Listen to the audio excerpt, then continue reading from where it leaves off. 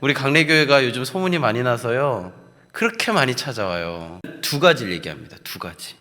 첫 번째, 느껴짐이 좋은 교회인 것 같다. 느껴지는 게 교회를 딱 오는데 느껴짐이 좋은 교회인 것 같아요. 와.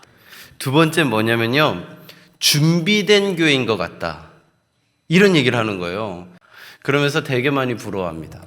우리 교회가 그런 부러움을 받는 교회라는 거 기억하면서 오늘 하나님께서 기도하는 중에, 말씀을 듣는 중에 내가 낫고자 하느냐라고 물을 때 우리 담대하게 네 낫고자 합니다 라고 말하는 우리가 되었으면 참 좋겠습니다.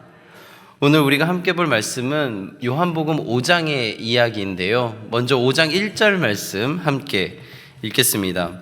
그 후에 유대인의 명절이 되어 예수께서 예루살렘에 올라가시니라. 여기서 5장 1절에 보면 유대인의 명절이라는 단어가 보이는데요. 이 유월절, 초막절, 그리고 장막절 뿐만 아니라 초실절이라든지 많은 절기들이 있습니다. 그 명절 중에 하나라는 것인데요. 그 명절에는 어떻게 하냐면 신명기 12장에 나와 있는 율법을 따라서 그들은 행동해야 합니다. 어떤 부분인지 우리 함께 읽어보려고 하는데요. 신명기 12장 5절 먼저 읽어보겠습니다. 12장 5절 읽습니다. 오직 너희의 하나님 여호와께서 자기의 이름을 두시려고 너희 모든 지파 중에서 택하신 곳인 그 계실 곳으로 찾아 나아가서 하나님께서 택하신 그곳에 어떻게 해요? 찾아 나아가서 어떻게 해야 되냐면 이제 6절입니다. 6절 있습니다. 너희의 번제와 너희의 제물과 너희의 11조와 너희의 손의 거제와 너희의 서원제와 낙헌 예물과 너희 소와 양의 처음 난 것들을 너희는 그리로 가져다 드리고 하나님께서 택하신 곳에 찾아가서 제사와 제물과 예물을 드리라 명령했습니다. 하나님께서 택하신 곳이 강내교회라 믿으십니까? 그래서 우리는 강내교회 찾아온 것입니다. 이해되시죠? 그리고 우리는 어떻게 하냐면 와서 그냥 로타리 클럽 모이듯이 이야기 나누는 것이 아니라 예배를 드리고 우리의 정성을 하나님께 예물로 드리고 그리고 우리들의 마음 가운데 있는 여러 가지 생각들을 제물 삼아 하나님께 드리는 겁니다. 여기까지 우리 주일이나 금요일이나 수요일 날 예배 드리는 우리의 모습과 많이 비슷하죠. 자, 7절 말씀 함께 읽겠습니다. 거기 곧 너희의 하나님 여호와 앞에서 먹고 너희의 하나님 여호와께서 너희의 손으로 수고한 일에 복 주심으로 말미암아 너희와 너희의 가족이 즐거워할지니라. 자, 택하신 곳에 나와서 찾아와서 예배 드리고 제물 드리고 제사를 드리는데 거기서 어떻게 해야 되냐면 하나님께서 복 주심으로 말미암아 하나님께서 복을 주심으로 말미암아 즐거워해야 한다라고 합니다. 하나님께서 택하신 곳이 강내교회라 믿으시고 이곳에 우린 찾아왔고 여기서 우린 예배를 드리고 제물을 드리고 예물을 드리고 있습니다. 그 마음 가운데 하나님께서 나에게 복을 주셨다고 믿으십니까? 받은 복을 세어 보아라 그 찬양 하시나요? 정말 하나님이 나에게 복을 주셨다고 믿으시나요? 어떤 복을 주셨나요? 우리에게 가장 큰 복은요, 예수를 믿은 겁니다. 설명할 수 없는데요, 내 안에 믿어지지 않는데 예수를 믿는다는 것 자체가 사실은 기적입니다. 어떻게 하나님이 이 땅에 인간으로 오셨다라는 이 사실을 믿을 수가 있어요? 어떠한 논리적인 것으로도 설명할 수 없는 사실인데요. 이 사실이 우리들 안에 믿어지는 것 자체가 복입니다. 우리는 택하신 곳 강내교회에 찾아와서 예배드리고 제물을 드리고 우리들의 마음을 담아 예물을 드리고 있습니다. 그리고 하나님께서 나에게 복 주셨다라고 믿는데요. 그 복은 예수님을 믿는 것입니다. 우리 이어서 그 믿음의 즐거움 안에 어느 정도의 범위로 해야 되는지 우리 18절 말씀 이어서 함께 읽겠습니다. 오직 내 하나님 여호와께서 택하실 곳에서 내 하나님 여호와 앞에서 너는 내 자녀와 노비와 성중에 거주하는 레위인과 함께 그것을 먹고 또 내 손으로 수고한 모든 일로 말미암아 내 하나님 여호와 앞에 즐거워하되. 자, 이제 내게 주신 복으로 말미암아 우리는 하나님 앞에서 즐거워하는데 그 범위가 어떠냐면 노비, 그러니까 지휘고와와 상관없이, 남녀노소와 상관없이, 그리고 그 당시에 소득이 없었던 레위인, 예배를 담당했던 사람들과 함께 즐거워하라 라고 이야기하고 있습니다.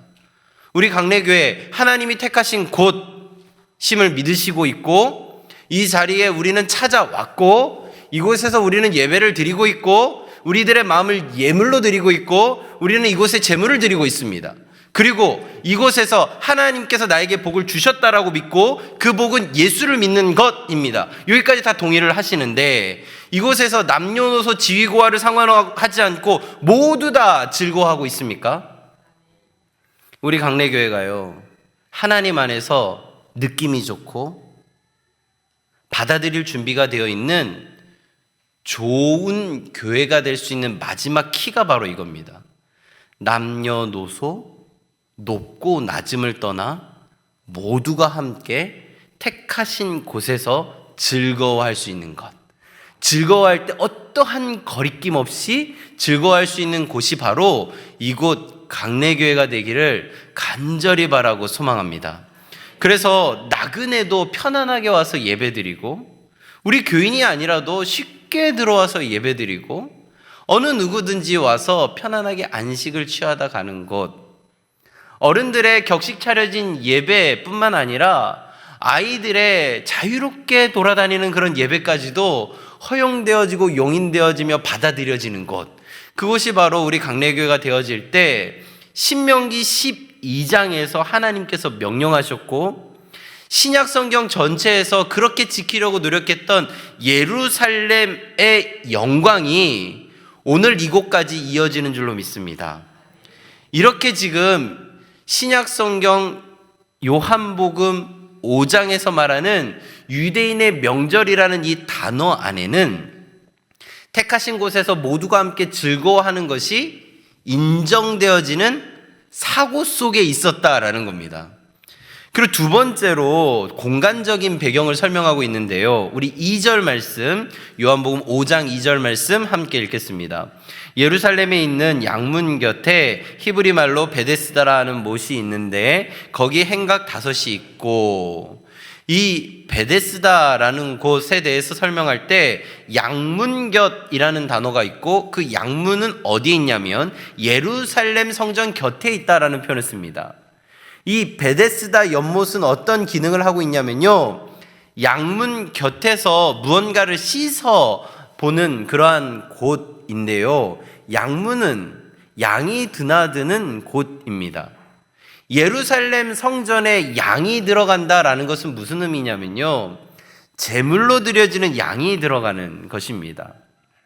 그러면 제물을 가지고 이 하나님 앞에서 모두가 즐거워해야지라는 기쁜 마음을 가지고 멀리서 양, 제물을 가지고 왔는데, 갖고 오는 과정 속에 양이, 그리고 제물이 이 상황 속에 더러워진 거예요. 상처가 난 것이죠. 그것을 씻는 곳이 바로 베데스다였다라고 합니다. 그래서 베데스다가 어떤 뜻이냐면, 벳이라는 단어는 집이라는 뜻입니다. 베델 들어보셨죠? 하나님의 집. 베들레헴, 빵집 할 때 이 벳이 집이라는 뜻입니다. 그리고 베데스다 할 때 이 뒤에 붙는 게 헤세드인데요, 이 헤세드는 자비, 은혜라는 뜻입니다. 그러니까 이 재물을 갖고 온 이들의 마음이 그곳에 있기 때문에 그곳은 은혜의 집, 자비의 집이 되는 것이죠. 우리가 하나님을 만나는 곳이 바로 베데스다입니다. 하나님 앞에 내 마음을 씻어내는 곳이 바로 베데스다죠.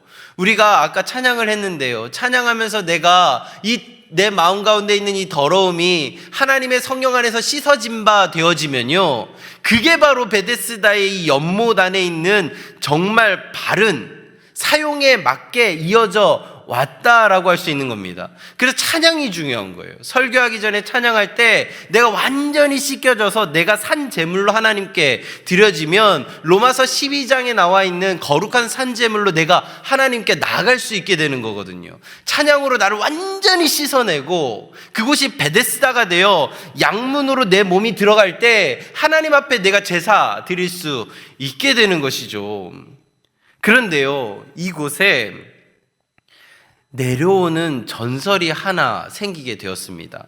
우리 5장 3절과 4절을 함께 읽겠습니다.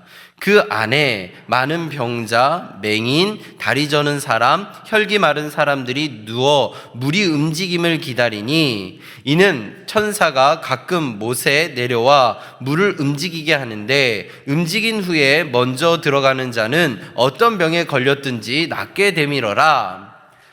베데스다에 환자들이 모이고 있다라는 기록을 3절에 하고 있습니다. 3절에 이렇게 환자들이 모인 이유는 4절에 나오는데요. 그것에 천사가 내려와서 물을 움직이게 하는데 그 움직일 때 제일 먼저 들어간 사람이 병을 낫는다라는 소문이 되어 이어집니다.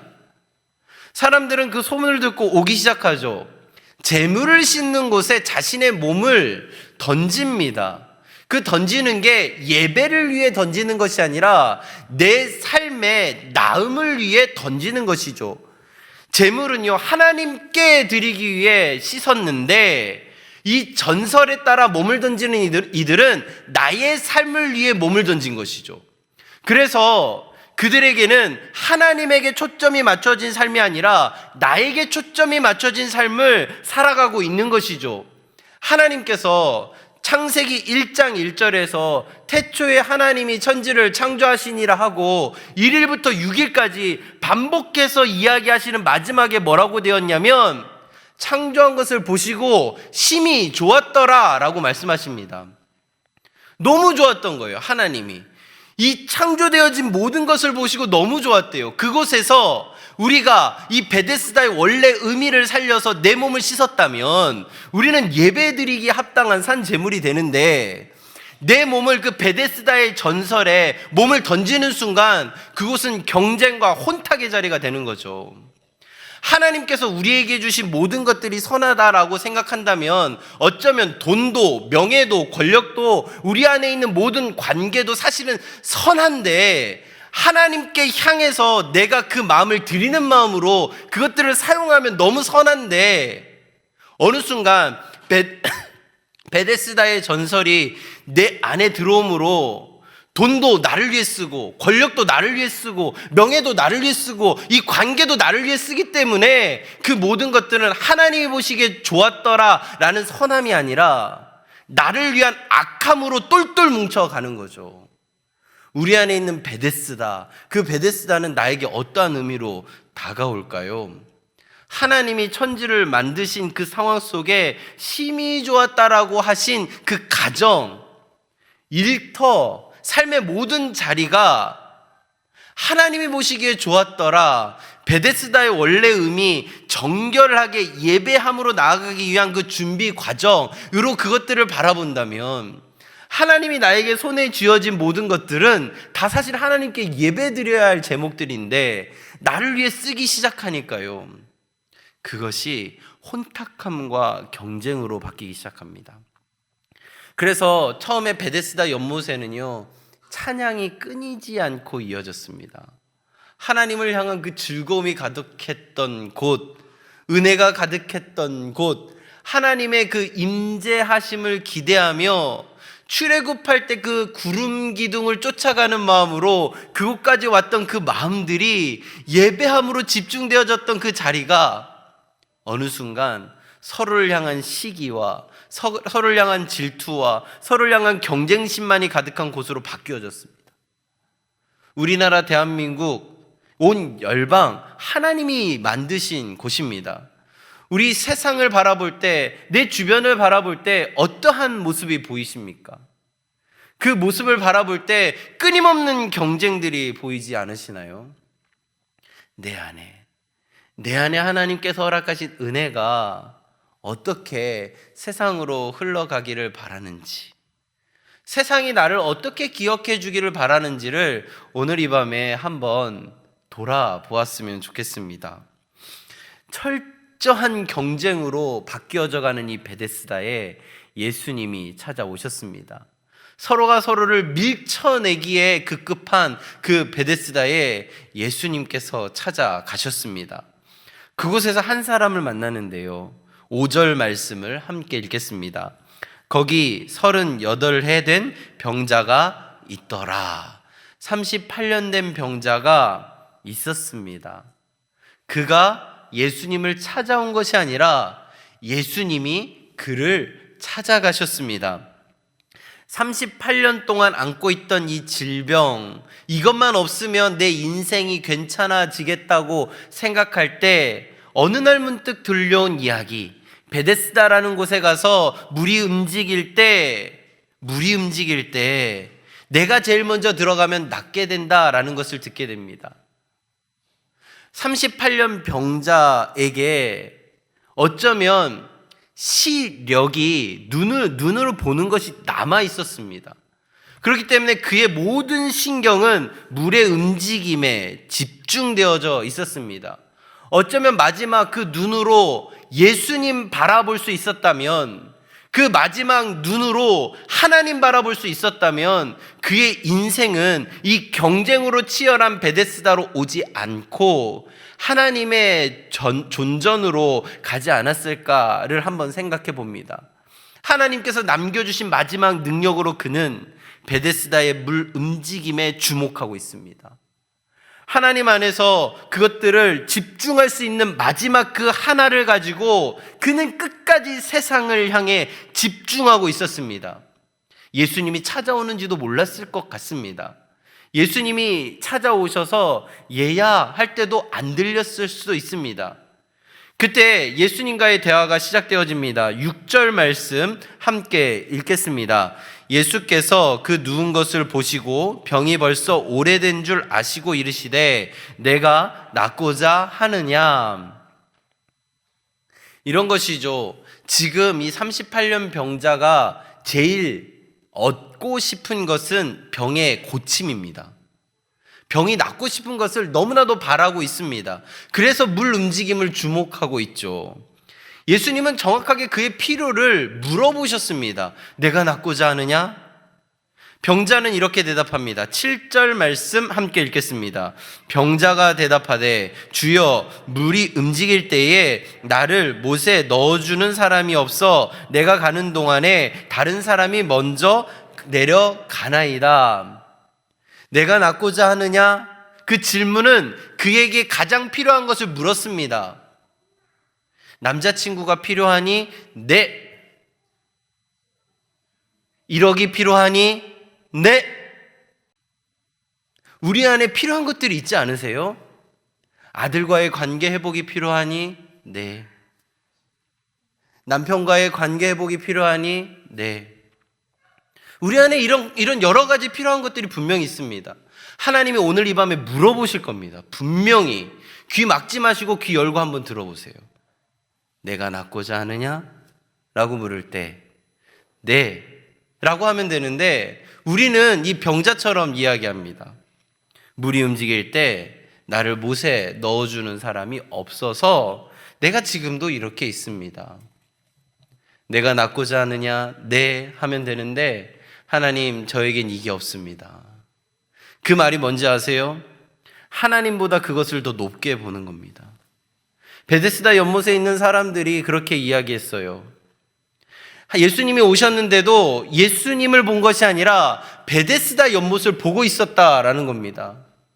예수님이 더 능력이 높다라고 생각하면 예수님 앞에 다 나와서 머리를 숙이며 나를 낫게 해달라고, 그 혈루증 앓은 여인이 그 많은 사람들의 시선을 밀어내고 예수님의 옷자락 만졌던 그 마음만 있었다면 이곳에 있는 많은 병자들은 그렇게 안 했을 겁니다. 한 명도 찾아오지 않습니다. 수많은 병자들이 있었는데 예수님이 오셨는데 아무도 찾아오지 않습니다. 예수님이 찾아가신 것이죠. 38년 된 병자에게.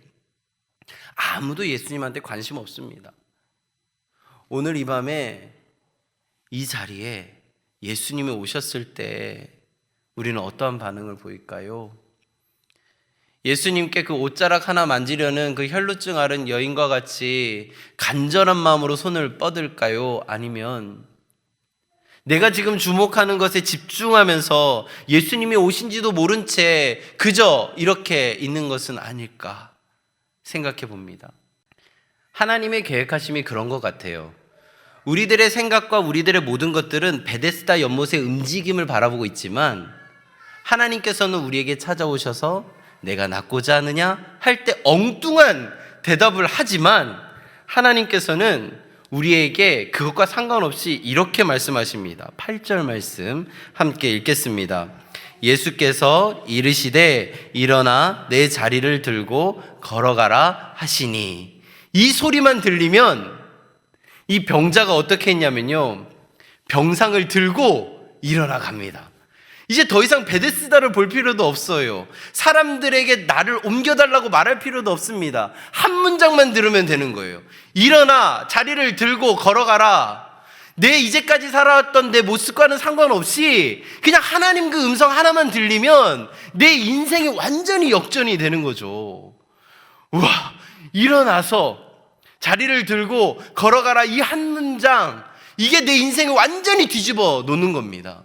우리들의 삶이요, 내가 낫고자 하느냐 라고 이 이야기를 듣는 게 중요한 것이 아니라, 그것에 멋들어진 대답을 하는 것이 중요한 것이 아니라, 지금 이 자리에 하나님의 음성, 일어나서 자리를 들고 나아가라, 좌절한 그 자리에서 일어나서 이제는 그 자리가 필요 없다라고 이야기하고 하나님께서 가라 하신 곳을 향해 걸어가라, 그것을 들으면요, 그 음성이 내 심장을 뚫고 들어와서 하나님 안에서 그 은혜의 강물이 일어나고 그 시간 속의 이어짐이 우리들 안에 있을 줄로 믿습니다.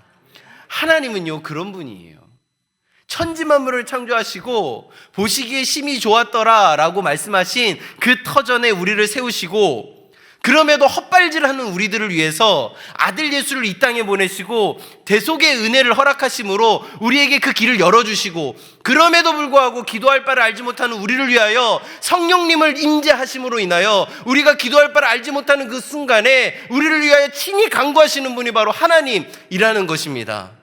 오늘 이 밤이 그런 밤이에요. 하나님 안에서 우리 안에 이 기도의 마중물이 터져 나올 때 하나님의 뜻하심 가운데 우리들의 인생이 바뀔 줄로 믿습니다. 나를 힘들게 하는 그 자리가 바로 하나님 만나는 자리죠. 38년 병자가 평생 자신의 삶 가운데 치욕적이고 드러내기 싫은 그 병이 어쩌면 없었다면, 38년의 이 병이 없었다면 베데스다로 찾아오지도 않았을 것이고, 베데스다로 찾아오지 않았다면 예수님도 안 만났을 것이고, 예수님 만나지 못했다면 내가 그 자리를 들고 일어나라 라는 음성이 못 들었을 것이기 때문에, 역으로 생각해보면 이 38년 병은 그에게 있어서 가장 큰 축복입니다. 지금 나에게 있어서의 기도 제목, 나를 무너뜨리는 제목들, 이것만 있었으면 좋겠다라고 생각하는 그것으로 인해서 하나님께 기도하고 있다면 하나님은 그게 우리에게 주신 가장 큰 축복이에요. 여기 어머니들 많이 계신데 자녀가 하나님 앞으로 안 나오는 게 내 안에 큰 기도 제목입니까? 하나님 앞으로 안 나온 그 아들이 있었기 때문에, 그 딸이 있었기 때문에 이 자리에서 간절히 기도할 수 있는 거예요. 가슴 치는 것이 아니라, 하나님, 내 아들과 내 딸이 그렇게 하고 있어서 제가 그래도 하나님 찾아오고 있군요. 제가 그 정도 사람입니다. 인정하는 겁니다. 내가 신앙이 뛰어나고 내 아들, 딸이 신앙이 떨어져서 내가 신앙 높은 내가 기도해줘야 아이들이 구원받는다가 아니라, 이렇게 극한 상황까지 몰아넣어야 그래도 내가 와서 기도하기 때문에 하나님이 그런 상황을 나에게 내려놓으신 것이죠. 아들, 딸은요, 그 인생을 하나님이 알아서 책임지실 거예요. 그런데 내가 이렇게 올 수 있는 주제를 하나님이 만들어주신 것이죠. 축복이죠. 그거라도 없었으면요, 기도 안 한다니까요, 우리가. 혹시 마음에 병 때문에 오셨습니까? 내 몸에 질병 때문에 오셨습니까? 그것 때문에 우리는 하나님 앞에 온 거 아닌가요? 그런 우리 연약함이 있지 않나요? 그 연약함이 하나님 우리에게 주신 선물입니다. 사도 바울이 그러잖아요. 하나님, 제 이 몸에 가시만 없으면 참 좋겠습니다.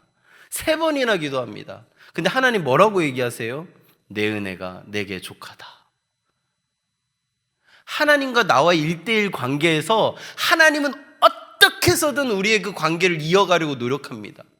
내 재정 상태의 바닥 친 것이 인생의 망함으로 보이지만 그 망함의 주제가 없었다면 우리는 하나님께 가지 않습니다. 38년 병자의 모습이 바로 그런 모습이에요. 이스라엘 백성들이 40년 동안 광야에서 그렇게 광야에서 목마르다, 배고프다라고 말하는 그 울부짖음이 하나님을 향한 기도잖아요. 그 40년 동안의 광야 시간 속에 그들의 삶 가운데 그 결핍과 원망의 주제가 없었다면 그들은 하나님 찾지 않습니다. 우상 앞에 가겠죠. 끊임없이 나락으로 갔겠죠. 안주했겠죠. 그래서 하나님의 백성이 되지 못했겠죠. 그래도 하나님께서 40년 동안 광야에 있는 동안 끊임없이 하나님을 찾았기에 그 다음 세대들은 약속의 땅 가나안에 들어갈 수 있었던 겁니다. 오늘 우리 정직하게 기도합시다. 하나님, 제가 이런 사람입니다. 제가 이런 문제가 아니면 하나님 앞에 못 나오기 때문에 하나님이 그 문제를 가지고 저를 만나고 싶어 하셨군요. 우리는요, 잘난 사람들이 아닙니다. 거울에 비친 나를 보면요, 멋들어진 사람들이 아니라고요. 오늘 하루만 정직해집시다. 하나님, 우리 학생들은 하나님 저 5점만 더 있으면 좋겠다는 생각으로 그래도 금요 기도에 앉아 있으면 제 수능 점수가 5점이 더 올라가고 등급이 바뀔 줄로 믿고 그래도 뭔 말인지도 모르는데 그냥 앉아 있습니다. 그냥 이렇게 기도하는 거예요. 그리고 우리 어른들은 내 마음 가운데 있는 제목들이 있으시잖아요. 정직하게 기도하는 겁니다. 하나님, 제가 오늘 이런 문제로 왔는데요, 이 문제가 없다면 하나님이 저를 어떻게 생각하실지 오늘 다시 한번 생각해 봅니다. 이렇게 정직하게 물어보면요, 하나님이 그러실 거예요. 자리에서 일어나서 걸어가라. 그러면요, 하나님께서 그 해결해 주심이 느껴집니다. 38년 병을 끝내신 분도 예수님, 그리고 그를 걸어가게 하신 분도 예수님. 우리들의 삶이 그의 시간 속에 9절 말씀 함께 읽겠습니다. 그 사람이 곧 나서 자리를 들고 걸어가니라. 자리를 들고 걸어간 게 먼저예요? 나은 게 먼저예요?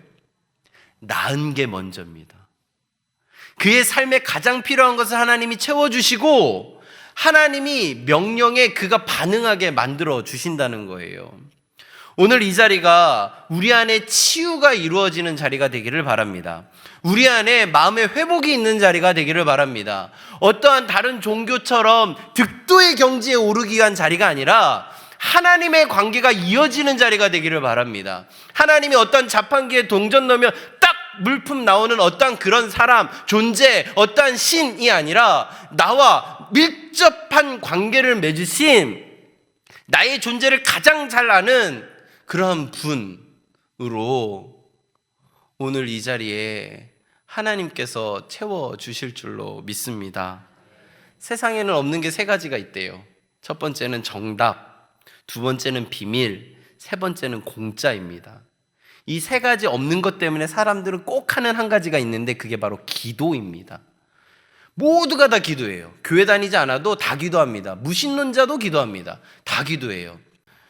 다 기도합니다. 그런데 하나님 앞에서 기도하지 않으면 그 기도는 끝까지 정답을 못 찾고 비밀을 못 찾고 공짜를 누리지 못합니다. 그런데 하나님 안에서 기도하면 세상이 설명할 수 없는 하나님 안에서만 누릴 수 있는 정답을 알게 되고 하나님 안에 거하는 자만이 허락되어진 비밀이 있다는 걸 깨닫게 되고 하나님을 아버지라 고백함으로 누리는 은혜가 내 안에 있다라는 것을 알게 됩니다. 그래서 하나님께서 내가 낳고자 하느냐라고 물으실 때 엉뚱한 대답을 할 수도 있지만 정직하게 하나님 제가 이것 있었으면 좋겠습니다 라고 이야기할 때 하나님께서 우리에게 말씀하시는 그 이야기를 통해서 우리 시편 30편 11절 말씀 함께 고백하겠습니다. 주께서 나의 슬픔이 변하여 내게 춤이 되게 하시며 나의 베옷을 벗기고 기쁨으로 띠띠우셨나이다. 하나님께서는 38년 병자가 갖고 있었던 이 슬픔을 변하여 춤이 되게 하셨듯이 오늘 우리가 하나님 앞에 기도하는 그 슬픔의 제목들, 마음 가운데 있는 이 답답함의 제목을 변하여 춤이 되게 하실 줄로 믿습니다. 하나님께서요, 새로운 삶을 시작하시려고 작정을 하고 계십니다. 우리들의 삶을 하나님께서 허락하심 안에서 성령의 임재하신 가운데 뜨겁게 하시고 그로 인하여 하나님의 인도하심 따라 그 발걸음이 행복함으로 이어지는 귀한 시간들이 이어져 가기를 간절히 바라고 소망합니다.